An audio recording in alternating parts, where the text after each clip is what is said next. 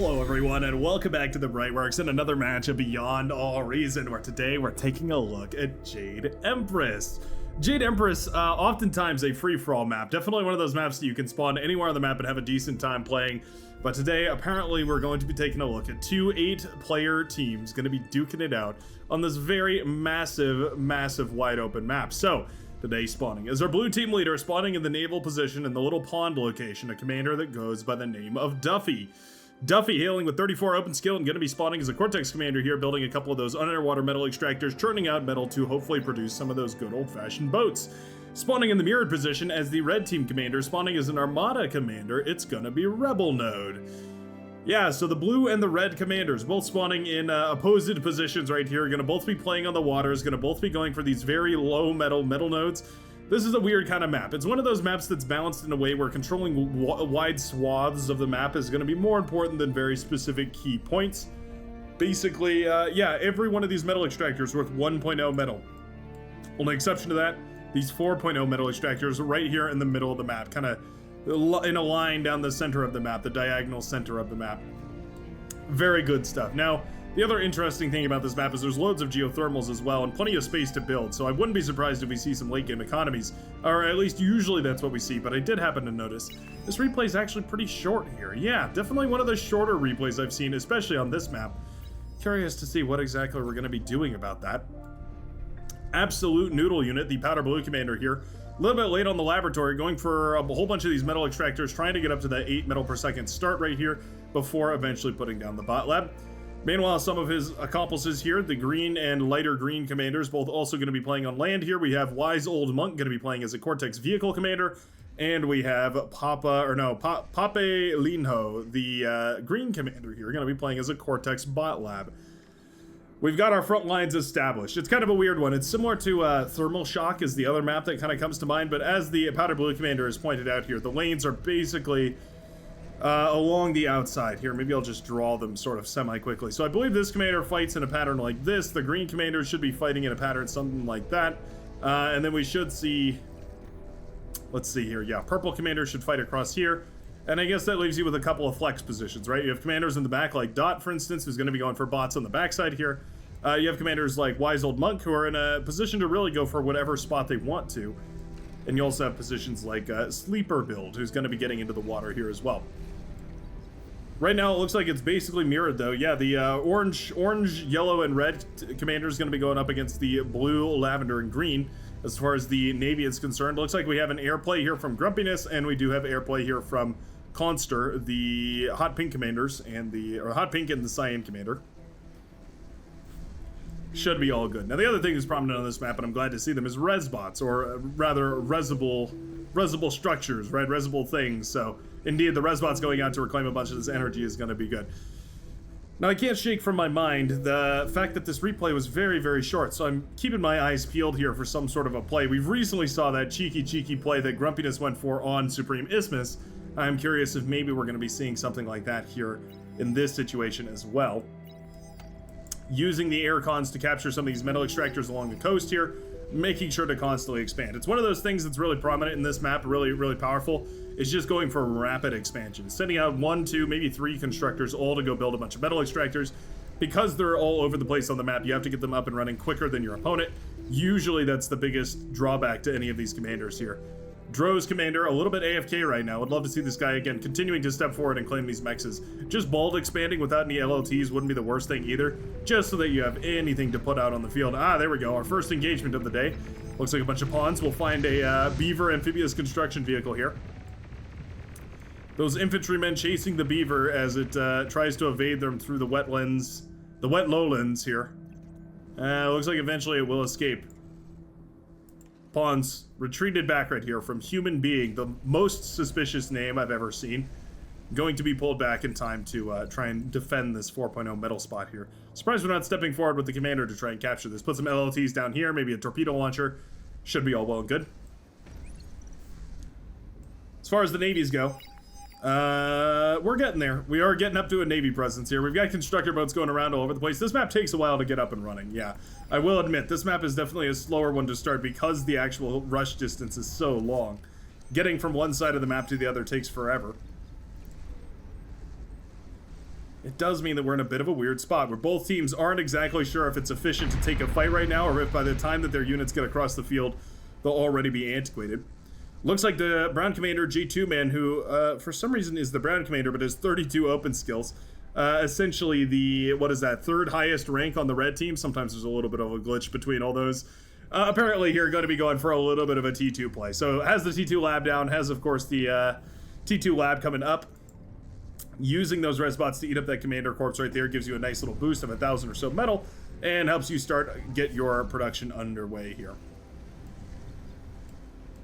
Tech tree right now for the blue team looking a lot less advanced. Yeah, I have to say the tech is about to come up and online right now for the red team.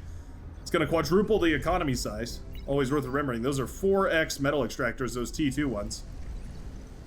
Versus the blue team's T1, and they're not even all claimed. We still have missing metal extractors over here. Definitely feels like the red team is on their way towards a bigger economy if they don't find some value soon. Cryocore, the purple commander here, facing the wrath of a couple of those torpedo launchers. Lovely stuff from Human Being, managing to find a way to defend that metal extractor using some of the best static defense in the game, just going ahead and putting down some of those torp launchers. Oh, capture command. Capture command. Oh, I would love to see a capture command. I don't think it's going to happen. Human Being casually striding on by and blasting down that amphibious constructor as well as the metal extractor over here. Going to destroy them rather than capturing them is always a bit of a shame, but you know, maybe you'd be surprised how few people even know about the capture command. Commanders as well as decoy commanders have a special command called the capture. It allows you to convert enemy units into your own forces. Very, very powerful if used in just the right circumstances here. Uh-oh. Frigates headed down south right now from Dot on the southern side, the left-hand southern side of the Navy. Going to be pushing towards Tristram Zero's base, the orange commander. Going for a naval lab a little further forward here. Yeah, apparently relinquishing control of the naval lab in the back line here and instead going to be going for one on the coast. Naval units coming up and running. We do see the frigates, by the way, the orange commander that is. Sees these naval units coming in and needs to get some production up and running. Yeah, having a desperate E-stall right now, not able to produce these frigates because there's no power in the bank. Commander needs to start eating trees or maybe building a bunch of solar panels here. Tidal speed is 15, which is quite abysmal. Very, very desperate situation right there. Ooh, red and blue commanders both trade out right there under the waves. Big old engagement going on in the Navy, but it does look like it's resolved with the death of both those commanders and a couple of frigates still left standing right now for the blue commander. Dolphins in a desperate last effort do dive on the frigates, but they will be blasted down very quickly. Just like that, the reclaim is now headed back towards the blue facility. Very nicely done. Droids continually step forward here, but actually missed a lot of these metal extractors. Ooh, that hurts to see. This is quite a lot of metal that could be going back towards the, towards the red economy there, but it just isn't. And I think it's the distinct reason why the blue team has such an advantage. They just managed to get more of those metal extractors up quicker, and slowly but surely it is adding up over time. Commander available for the repair. One of those frigates goes down for the green commander, one goes down for the orange, means they're both about even, but with the defender's advantage, I think Tristram will be able to hold this. It's a matter of who can manage to put more of those T2 mechs up and running quicker. Well, this is quite nice too. Construction bot eating up all that wreckage from the ocean floor. Frigates blasting away at the units over here in red. Looks like the yellow commander handing over one of those destroyers so that it can be utilized in the destruction of this navy over here for the blue commander. Blue and red both being well-fed units at the moment. Lovely stuff. Destroyers also firing away from long range is very cool to see. Eating up all this metal is fabulous, though. Yeah, that constructor got so much of that metal out of that zone before eventually being pushed back by these destroyers here. Definitely well worth it. Certainly paid off its own expense at 200 metal, but certainly paying off quite a bit more than that as well. Now it's a matter of getting enough energy production to actually put any of it on the field, so despite having all of that resource, still finding themselves, Duffy that is, in a very fragile situation right now with not very many units available. Needs to send some of that metal to his accomplice here in Lavender, but ultimately they just need more energy production. Yeah, all the teams combined having a really rough time with the energy production. Energy per second about 3K for the blue team and 2.5K for the red team. Oh, citizen's arrest right there from the Lavender boats. Managed to take down the construction vehicle right there of the yellow commander with a little bit of a reclaim command. Always very cool to see. Action-packed, high-octane engagement. Geothermal's going to be the name of the game here. Yeah, I think we need to see a heavier emphasis on the geothermals because of how little energy production you can actually get out of those tidal generators. Yeah, human being in so much trouble right now. Oh, waddling into the artillery shells. Gets the D-gun though. Oh, but goes down to the shell shockers, firing away from out of range and blasting that commander to smithereens, just like that.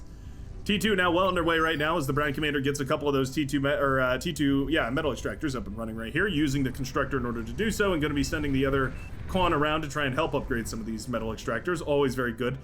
Best bet is to go ahead and help your teammates get those T2 mexes up as quick as possible too, especially your frontliners, because at the end of the day, the frontliners are what allow you to tech in the first place.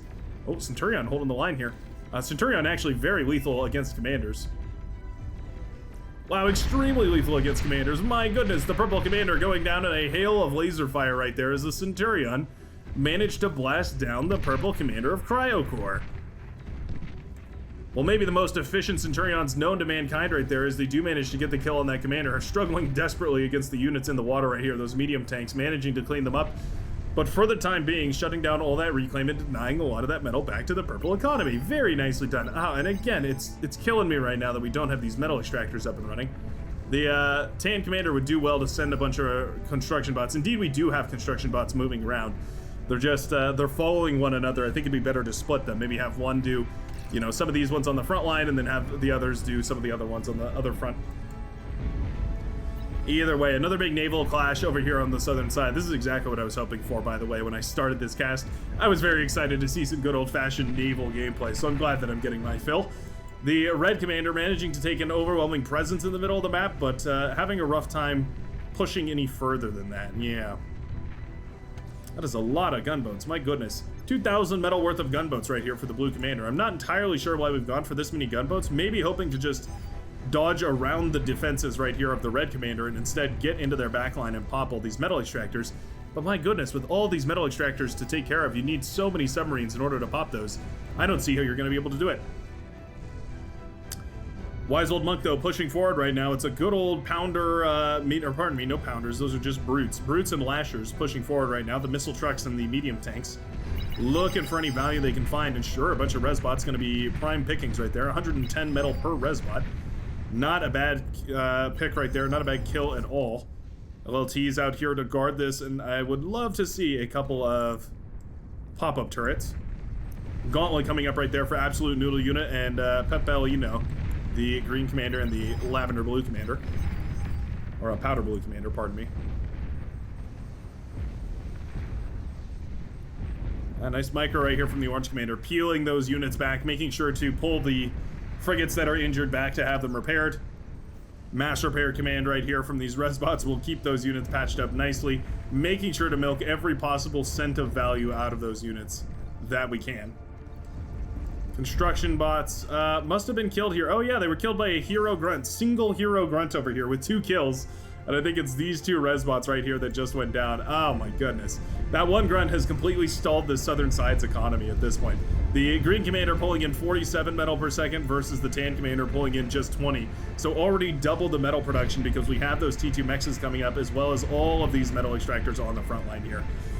Dro 1492 would be in a way better position had they just managed to grab those metal extractors, but unfortunately did not ever manage to, using any kind of constructors, and now is falling behind on the front lines. Gunboat's taking the long way around. The red commander out of position right now, goes in for the kill of the blue base, but there's enough forces here to defend. Means that there's no defenses back at home. And just like that, the gunboats, well, they swim forward.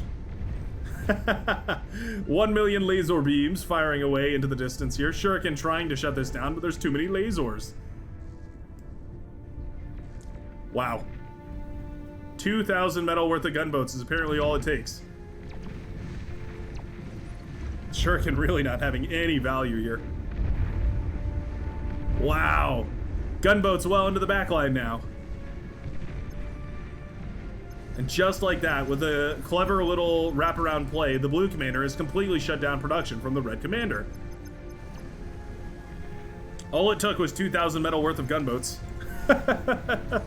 It's ridiculous, but if it works, then it works, and those gunboats have completely shut off production right now, meaning that the blue commander can take as inefficient a fight as they want, and there's nothing that they're going to be able to do about it.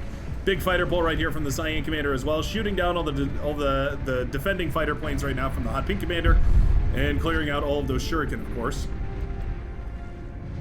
Now that the frigates and destroyers get a decent fight against the gunboats, they do start to fall. But even still, not really that quickly. The thing is, they're so mobile that it makes those destroyers really, really struggle against them, as far as hitting them anyways. Wow. We're going for a little counterattack. Gunboat counterattack coming through on the left-hand side here.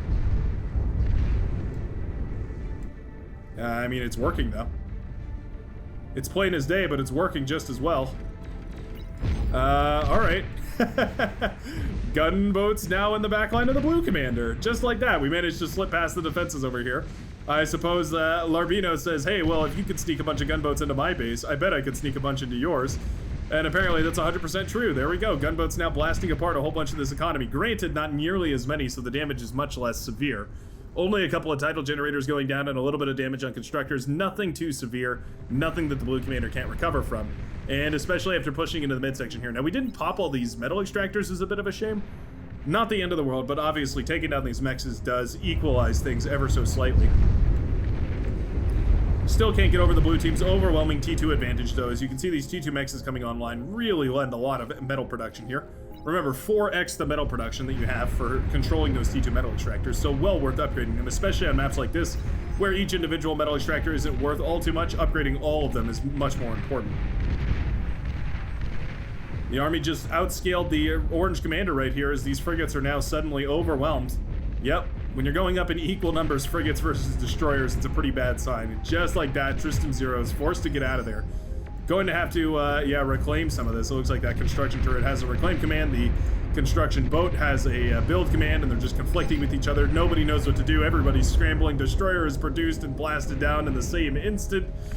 And just like that, the green commander Dot has managed to win this southern side of the naval field. Oh, look at that. If I zoom all the way out, it actually doesn't even show the entire map. That's crazy. Certainly one of the biggest maps in the pool, I do believe.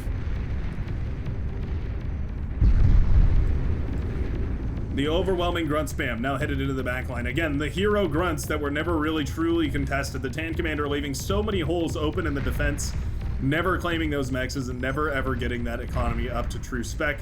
Now we have a T2 economy, but we're still pumping out T1 units on the back of a single construction tower here. And just like that, the blue commanders have taken a massive presence out on the field here. T2 Con still moving forward and building these mechs, by the way. It's got 2 Twitchers to assist, which is always nice. Definitely going to be throwing those up pretty quickly. Yeah, it looks like about 30 seconds per mech, more or less. Blue team holding firm to every advantage that they can find. Fighters pulled all the way across the map. You know it's a big map when it takes forever for fighters to get across. Oh, T2 Con's going down as the fighters swoop across here, but they were essentially targeting down the shuriken. There we go. Shuriken are finally picked off right now. Means that those grunts are going to be free to fire once more. Now that these shuriken have been mostly dealt with by the air fighters here. Commander goes down as well. Just some good old-fashioned Sheldon harassment, and now the grunts are more than happy to blast down to anything they can. Anti-air towers finally clear the airspace, but at what cost? The blue team. With a crazy, crazy, overwhelming advantage. The red team calls a resign vote, and absolutely understandably so. With the first T2 boat out on the field and plenty of destroyers to already blast it down, the red team throws in the towel, and the blue team manages to capture victory in an overwhelmingly impressive, aggressive early game, followed up by a wonderful T2 mid-game. Just goes to show how important that aggression really can be. Duffy winning the Golden Cow for doing everything. Apparently, destroying units in production and resources and efficiently doing it too means that the blue commander will win that award for today. Thanks a ton for watching. I sure hope you enjoyed. I love these wide open maps. They definitely play a little bit different, right? You have to have a bit of a more global mindset, much less so of a specific laning mindset. I think that's pretty neat. Thanks a ton for watching, and I will see you in the very next one. Also, feel free to tune in for our live streams Tuesdays and Saturdays, 12 to 4 PDT. If there's any other questions or comments, concerns you have for me, that's a great place to go. Meet some of the community and hang out and talk to yours truly. And I sure hope you have a great rest of your day, evening, or wherever, whenever you happen to be. See you in the next one, and peace out.